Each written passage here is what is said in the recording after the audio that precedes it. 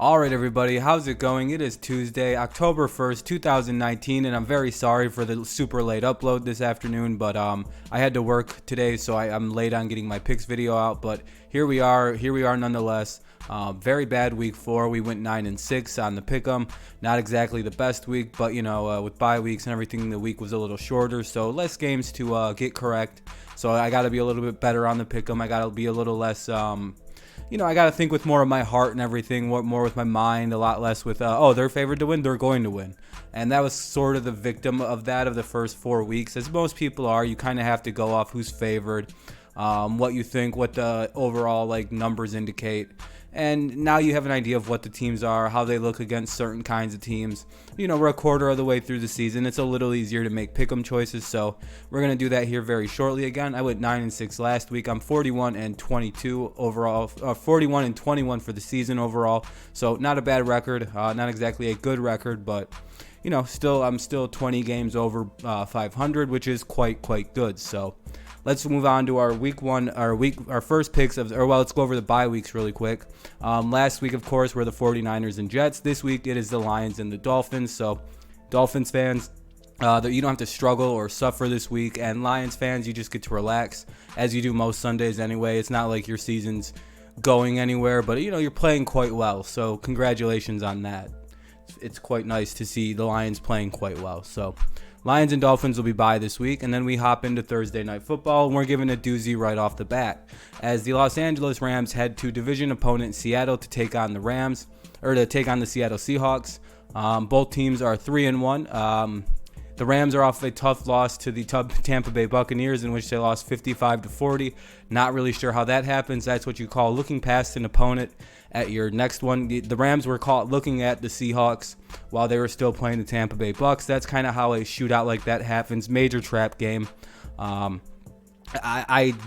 Bucs have never scored 55 points in their entire history, so just an odd game, I would say. I don't know. That seems like an anomaly type game where you got trapped and got the shit kicked out of you. I don't know. And the Seahawks, of course, they're coming off a win against the Arizona Cardinals. They have 3 wins this year, and I think it's against the Bengals, the Steelers, and the Cardinals. 3 winless teams, and the only team they've beaten, the team they lost to was the New Orleans Saints with Teddy Bridgewater, I believe. So I think Bridgewater finished the game anyway in that game. So the Seahawks are favored by 1.5 with an over-under of 49. I'm not really sure why they're favored, probably because it's home and it's a division matchup, and these two teams play each other quite well. But based on what I've seen this year, the Rams destroyed the Saints, took out Drew Brees. Yeah, okay, it was in that game that it happened. I know Teddy started against the Seahawks and beat them. So I don't know. I'm not buying what the Seahawks are putting down. Russell Wilson's playing really well. Their defense is playing pretty good, against the Cardinals and the Steelers and the Bengals. But I don't know, man. Seeing them, the first good team they ran into, they got beat by Teddy Bridgewater. Not even a completely good team. I don't know. The Rams played a good team in the Saints and beat them, and then they played the Bucs and got blown out. I really wouldn't put much stock in that blowout loss to the Bucs. That was a weird one. So I personally like this Rams to go ahead and win this game by about a field goal. Pretty small line at 1.5 and over under of 49. I think they do hit that over under, but I think the Rams win the game and upset the Seahawks, and they win by a field goal is what I think. So we'll jump right into the 1 p.m. games. There's a couple games where I just won't have much to say about them. It's just the nature of some of these games. So right away, we have the Buffalo Bills heading down to Tennessee to play the Titans. The Bills are 3-1 off a loss to the Patriots, and the Titans are 2-2 after a win against the Falcons in a game that made me just go, forget about the Falcons. But so we have the Titans and the Bills. The Titans are 2.5-point favorites with an over-under of 38.5. I like the Titans to cover that by win by almost a touchdown at 13-7. Tampa Bay or Tennessee may be the most inconsistent team in the NFL. From week to week, they look completely different. But one thing that remains very consistent for them, they have a really good defense with really good coaching, and their offensive pieces are very good. It's just their quarterback and sometimes the running back is a big question mark for them. That's not exactly a good thing to have when you go play the Buffalo Bills, who are a great defense, probably elite. Very great running game with the two-headed monster they have in Gore and the young cat. And then, but they have nothing at quarterback. They have literally nothing to do at all. Like, if they would have had a competent game manager, not even like if they'd have had Joe Flacco when they were playing the Patriots last week, they'd have beat the Patriots. That's all you really need at quarterback is like Joe Flacco, fucking Eli Manning, sans 2012. Like, you don't need a great quarterback right now if you're the Bills. And the fact that they're probably going to have to play Matt Barkley, depending on if Josh Allen can get it together. You know, concussions are weird. I believe he had a concussion. Bills fans, you might want to correct me. But if you guys have to start Matt Barkley, you stand no shot in hell at going into Tennessee and beating this team. Just think about it, man. It's not even against the Bills. I think you have a decent team. Your quarterback situation is probably the only thing holding you back is Josh Allen, ironically. So I don't know, maybe time to look around and see if there's some kind of veteran you can bring in to game manage the rest of the season for you. Maybe to a 10-6 record, maybe 9-7 in a playoff berth, 10-6. So we'll see about that with the Bills. But I don't think because of the quarterback situation, they can overcome this game like they couldn't against the Patriots. They just couldn't pull it out. They just couldn't do anything on offense. Titans, I don't know. We don't know what the hell is going to show up. They could be the team that shows up and beat the Patriots last year like 38-10, or the Jaguars. You know, they just occasionally just jump up and beat the hell out of teams. So I'm not really sure what team's going to show up, but my money's on the decent Titans team showing up against Buffalo because they know they have to kind of play against them. Titans 13, Bills 7. This game was very confusing for me. This game, not hard at all. I'm not picking the Atlanta Falcons to win another game this year because they're completely terrible, and I fell for them at the start of the year. I fell for all the hype. I fell for everything surrounding this team, and I thought they would go 12-4 and win their division. I'm a goddamn fool for thinking that. Now, that's nothing good to say about Houston. They cannot block for Deshaun Watson. They're losing games because of how bad their offensive line is. That's really it. That's why they're losing games. Their defense hasn't been that bad. The offensive play, when they can actually do plays, is looking pretty good. I would have the Texans losing this game because they still didn't fix their offensive line nor their defensive. Well, their defense looks pretty good, actually. They're not too bad. Not much complaints from me anyway. They didn't do anything to fix that the offensive line, and it's becoming more and more offensive. That was a bad joke, but the Texans are favored by 5, over under of 48.5. I like the Texans winning this game as well by about 20-13. It's at home. Atlanta's garbage, and yeah, there's not much more to say. Both 2-2 for the Texans and 1-3 for the Falcons, off a loss to the Titans, off a loss to the Panthers. For Falcons, Titans, Texans, Panthers. So that's my picks for that game. Not much really to say about that one. Both teams aren't that good. Both teams underperforming, but for different reasons. Anyway, then we have the Baltimore Ravens going down to Pittsburgh to play arch rival, the Pittsburgh Steelers. In Pittsburgh, the Steelers are 1-3 off a win against the Cincinnati Bengals. That was on Monday. It was kind of a blowout fashion. And then the Ravens are 2-2 off a ugly loss to the Browns, where they were kind of blown out like 40-25. And the two losses the Ravens have are the Browns and the Chiefs. The two wins they have, I believe, are against Miami and I believe against the Arizona Cardinals. So two of the worst teams they've beaten. They weren't able to beat the Browns, who are incredibly overrated. Or they weren't able to beat the Browns, and they weren't able to beat the and they just got destroyed by Kansas. They couldn't beat Kansas City, and then they got blown out by the Browns. So when I see that, and I see the Steelers, they lost to the Patriots, Seahawks, because Big Ben was trying to play hurt, and then they lost last week. Not really much you can say about that one. That was a pretty embarrassing loss. They could have won that game, but they sucked a dick and didn't look good at all. And then last week, of course, they just blew out the Cincinnati Bengals, kind of indicating the offense might be coming around, because the Bengals have played a couple weird close games against the Saints or the Seahawks and the Seahawks and the Bills, and I don't know. This game feels like it's going to be Pittsburgh winning. They're like 19-1 against the AFC North at home under Big Ben and Mike Tomlin's little era here. It's actually baffling how good the Pittsburgh Steelers are against their division at Heinz Field. Nobody goes and wins there. It's like the Patriots with the rest of the AFC East, the rest of the AFC when they come into Foxborough. It's pretty much just a guaranteed loss if one of the three other AFC North teams shows up in Pittsburgh. The Ravens have proven they're not that good on defense. Sure, they have a pretty good offense, but with what I've seen out of the last two games from that Steelers defense, they're starting to figure themselves out. Devin Bush is starting to come into his own as a linebacker. He really lit it up against the Bengals.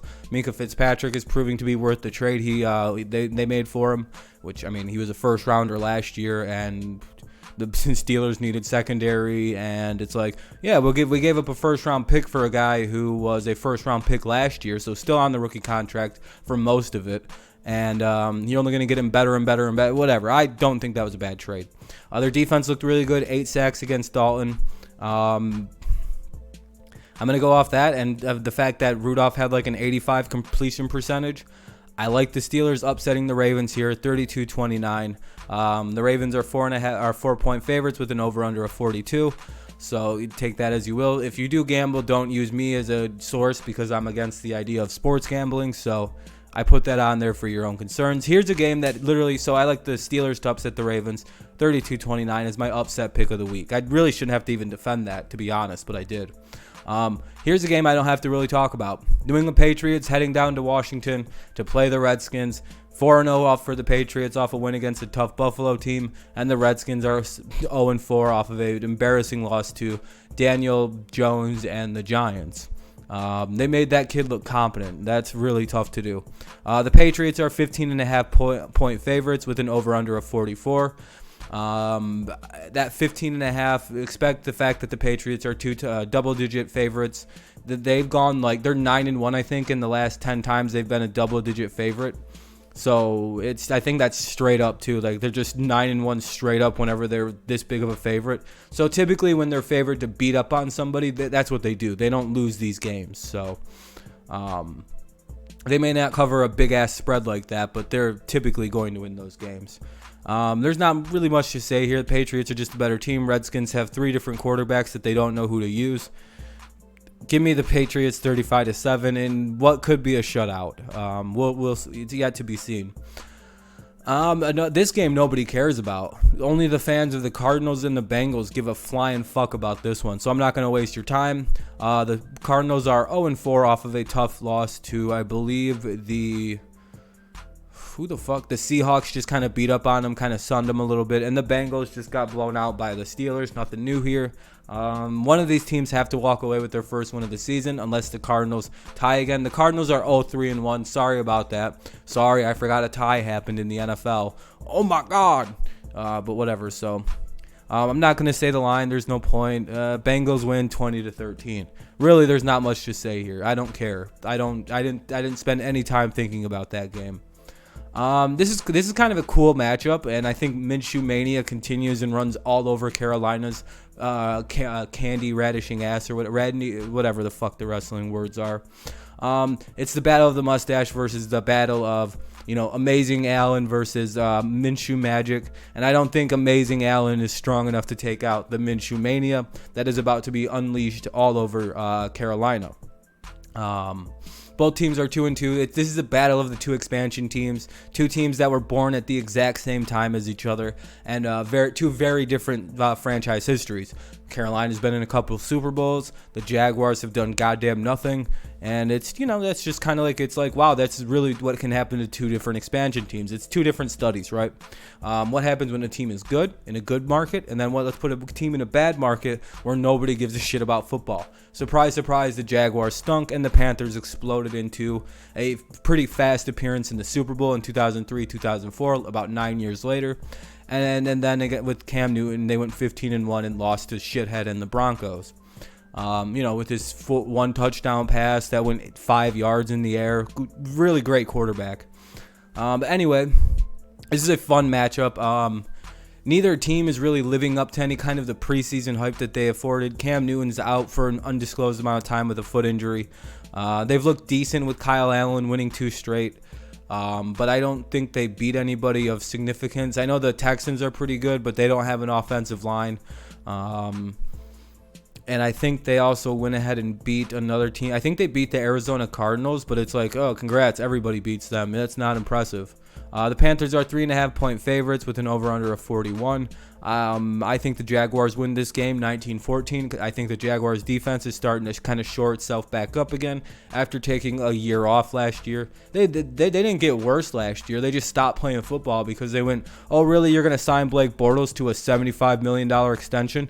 We're all fucking done here. No, we're really good. We're really, really good. So I think the Jaguars are slowly waking up. They like what they have at quarterback. Minshew's fun. He looked pretty good against the Broncos. They led that comeback.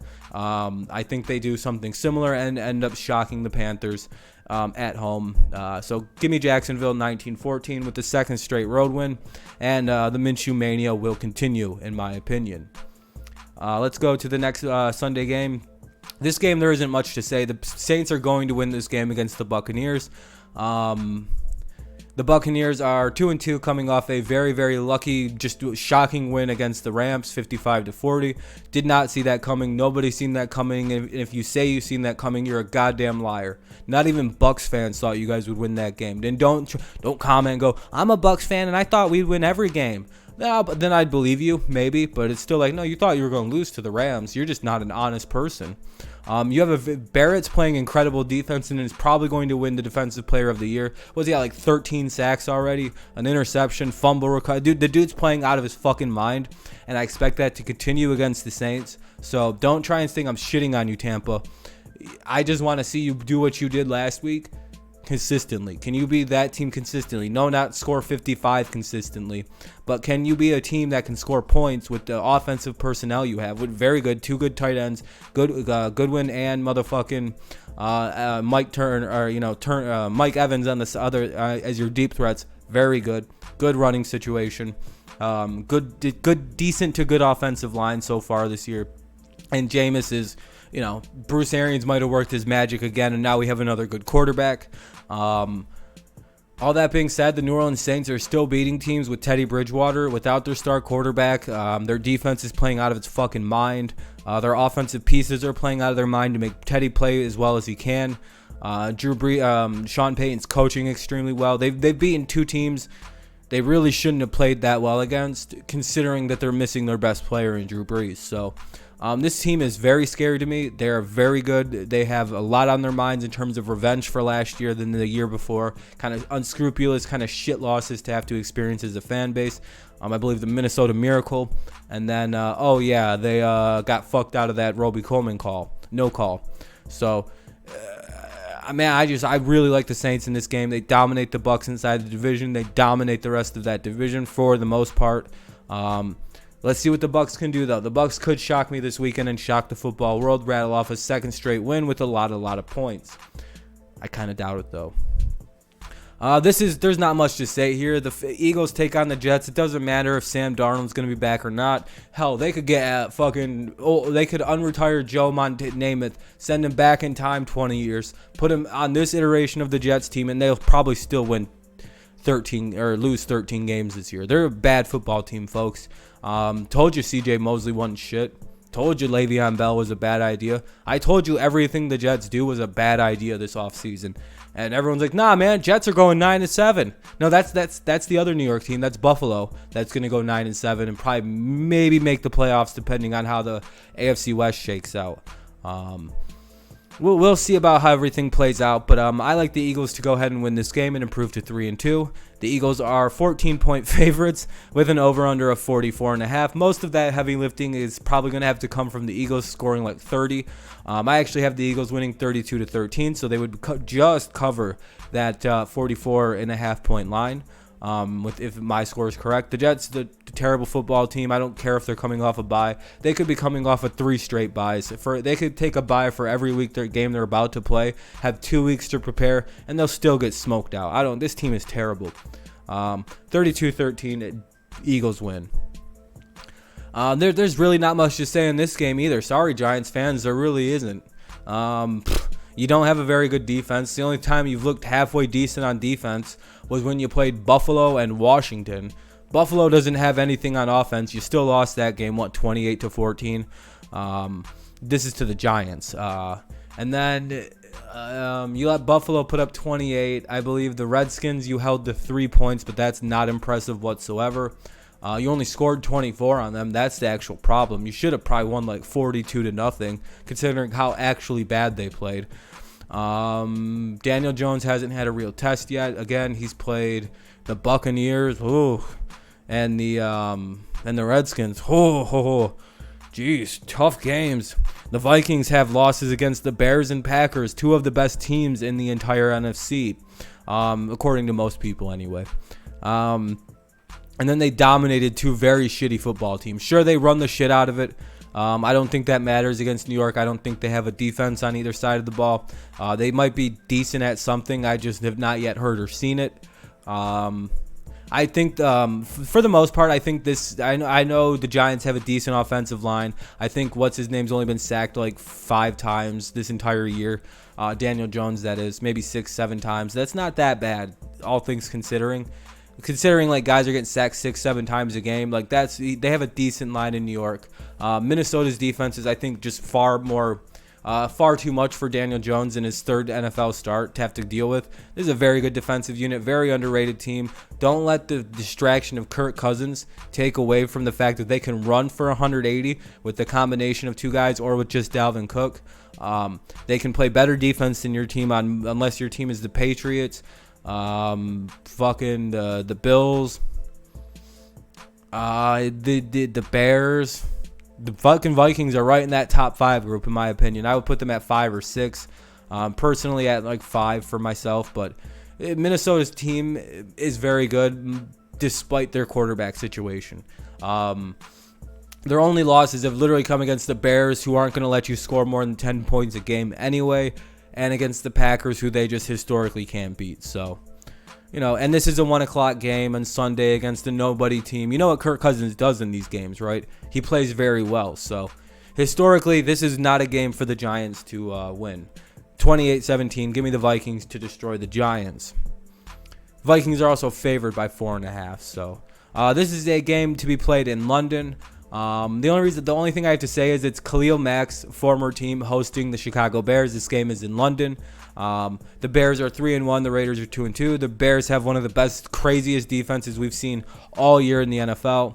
It's carrying over much from last year. It appears that they might try to challenge that 2000 Ravens mark of only allowing 160 points. They might be able to get very, very close to it, depending on if they have a couple games where they get a few shutouts. Hold some big offenses to like 10 like they did against Green Bay. Hold Minnesota to 6 points. It's just crazy what this team's done. So I imagine this game being more along the lines of 17-6, 17-0, maybe 10-3, 10-6. Kind of one of those super low scoring games that the Bears seem to be just attracted to, and that's what they play now. I believe Trubisky's already been ruled out for this game, and they should be starting Chase Daniels because he got a nasty shoulder injury, did Mitch. I don't know how severe it is because I haven't heard anything, but I've heard he's already out for this next week. So that's the only thing that makes it kind of interesting is that Mitchell's out, but I don't think that really matters long term. It doesn't affect how the defense is going to do things. So go ahead and give me the Bears over the Raiders in London. 17-13, not really a surprise there. Those are the 1 o'clock games, by the way. Those are all of them. I can go back and show it this way, just so you can get an idea. There's the rest of the ones. Let's go on to 4 o'clock. Just 2 games to talk about. The Los Angeles Chargers host the Denver Broncos. The 0-4 Broncos just lost to Minshew and his Jaguars. And the Los Angeles Chargers are 2-2 off a dominating win against the Dolphins. Not really a game. They played a preseason game. Melvin Gordon's back. Eckler ran all over the fucking field. The Chargers are 6.5 points favorite. Over under a 43.5. They're playing one of the worst teams in the NFL, who are probably going to be with the Bengals and the Redskins and the Dolphins. All 4 of those teams are fighting for the number 1 pick, and it's only not sad in terms of Miami because we all knew that they were tanking. We all knew their plan was to throw the season, but the Broncos, Redskins, and Bengals, it just feels bad that they're 0-4. It's just like, you guys aren't supposed to be this goddamn bad, all 4 of you, all 3 of you. At least the Dolphins kind of admitted they were going to tank for Tua. Like, what the fuck is this, Denver? I'm sorry, but Adam Rank, when he said your team was going to go 2-14, I kind of laughed. I was like, there's no fucking way. You guys might go 2-14, maybe. You're not good. Like, you're not a good team. There is nothing to like about this Broncos team. You're going to get smashed up by the Chargers for 2 games. 31-13, give me the Chargers over a bad football team. Next game. Game of the week, probably. If the Rams and Seahawks don't put on a goddamn clinic out there, this game could easily steal game of the week. We have the Dallas Cowboys hosting the Green Bay Packers. Both teams are 3-1. The Packers are coming off a loss to the Philadelphia Eagles on Thursday night, where it kind of exposed their defense for being a little overrated, as Carson Wentz kind of did his thing, kind of went to town against them. And then we have the Dallas Cowboys, who they're 3-1 off a loss. They just lost to the New Orleans Saints, where their offense might have been exposed as not being as good as it seems. They scored all those points because they were playing bad teams. Their defense looked really good, though, allowing only 12 points. So kudos to their Cowboys defense.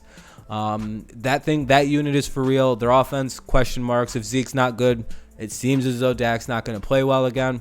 Kind of the formula for the Cowboys, it seems to hold true even this year.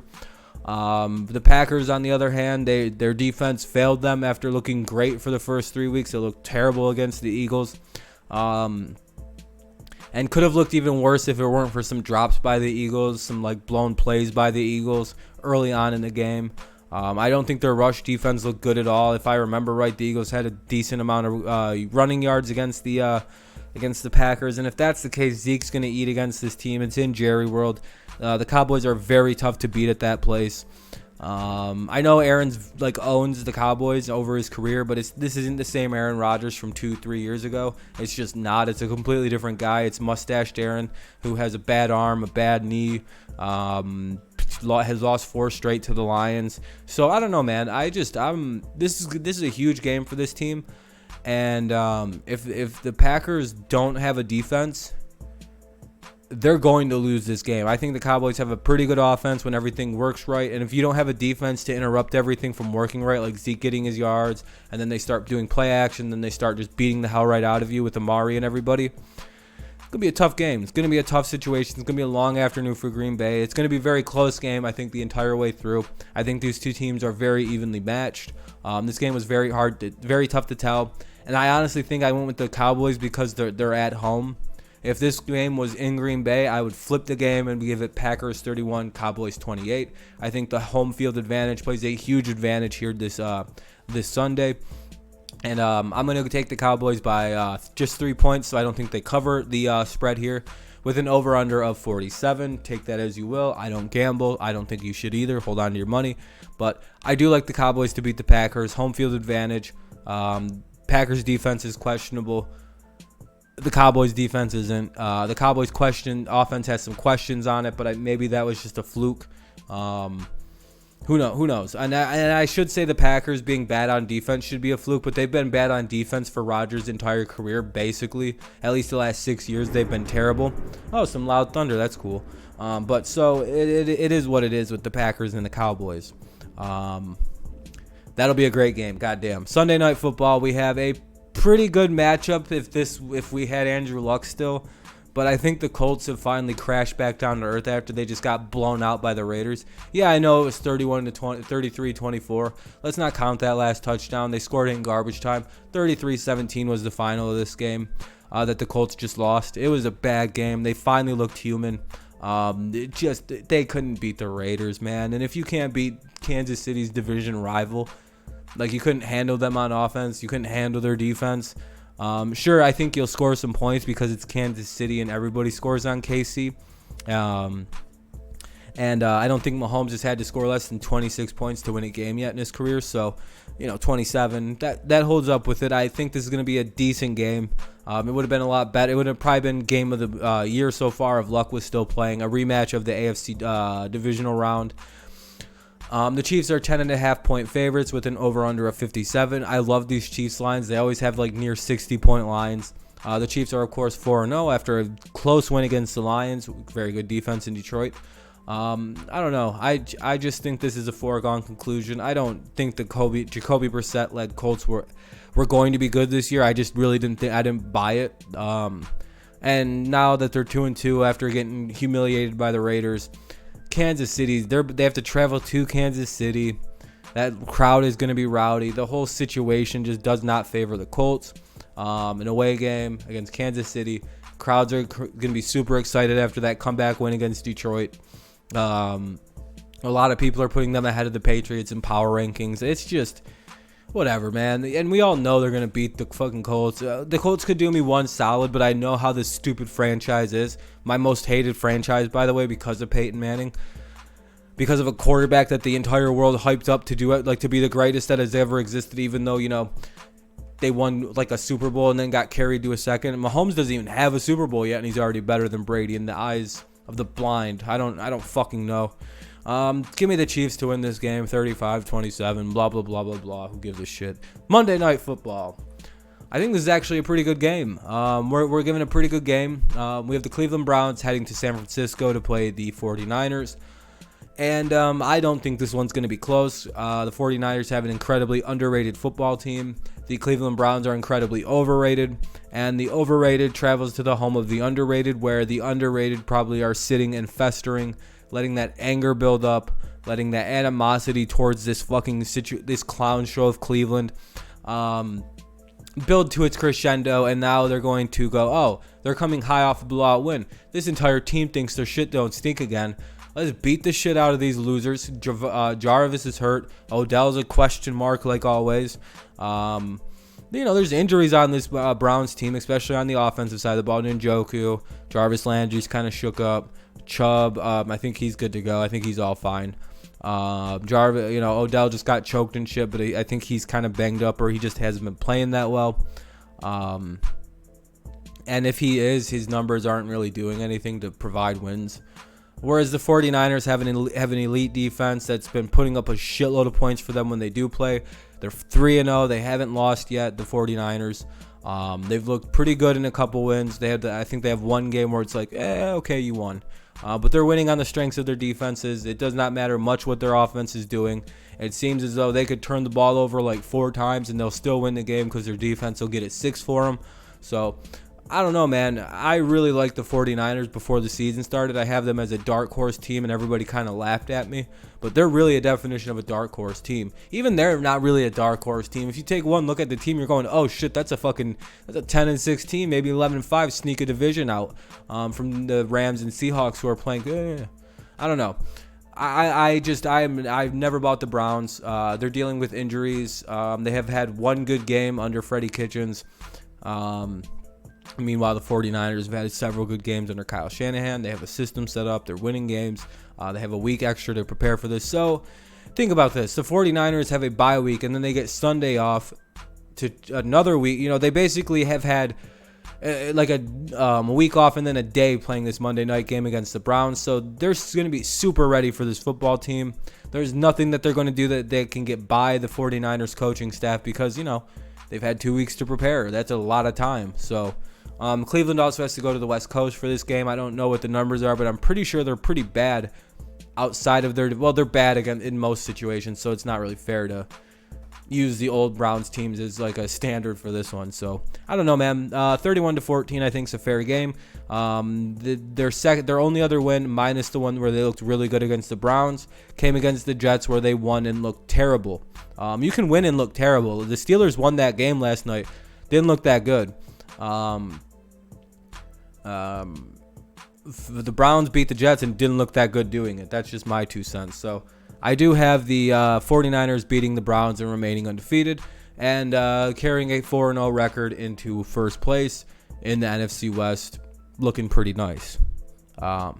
So those are my picks. Let's look at how I've been doing for the season. I started off like a bat out of hell at 12-3-1, and then they fell off by a game, and then by 2, and then by 0. And so I'm hoping I'm not a 9-6 Andy for the rest of the year, because that'll start to kill me as the season goes on.